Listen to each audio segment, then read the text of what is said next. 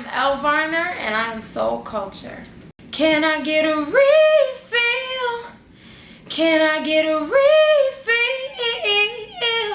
Can I get a refill?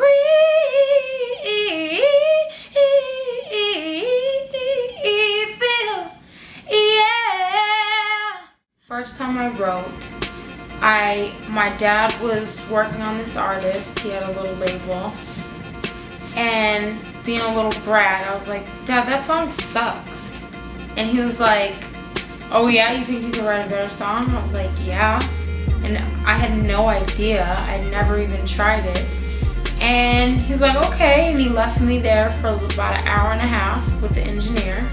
And he came back, and I had recorded an entire song with background vocals. I was 13, I think 13 or 14. And that was it. My parents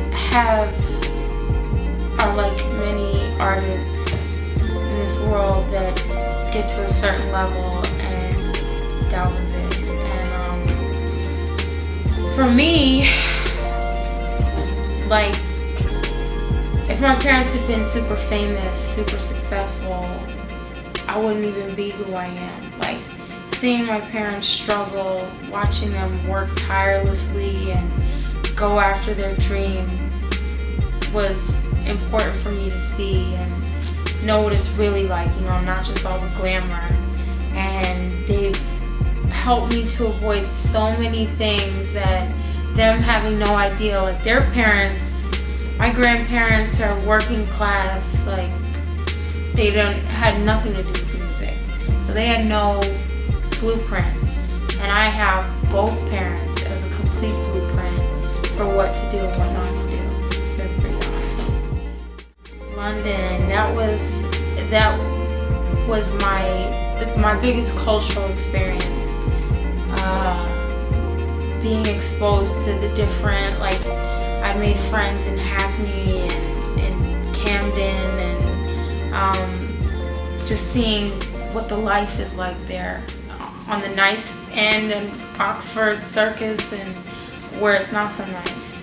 And musically, when I was out there, she's not from the UK, but I discovered Feist when I was out there. I really like Jessie J, Amy Winehouse, obviously. I just love UK soul. I love the singers, Emily Sandé, Adele, But the experience was great. Perfectly Imperfect, it applied to the product, the actual songs. When you're making an album, or I would imagine writing a book or a painting, whatever, there's a point where you have to stop and say, this is done, and I accept this.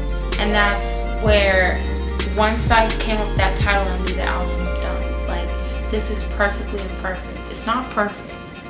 I'm not perfect, but I'm perfectly perfect.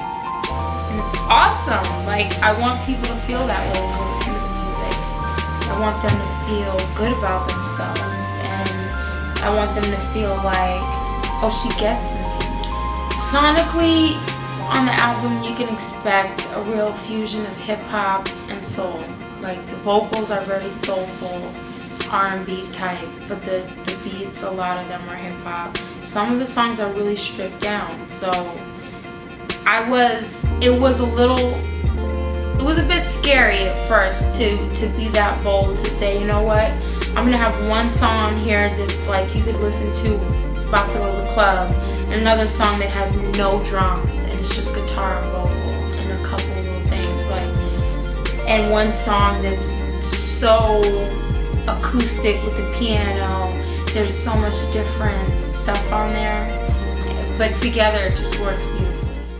'Cause you're intoxicating my mind, feel like a conversational lush. 'Cause I don't know how much is too much.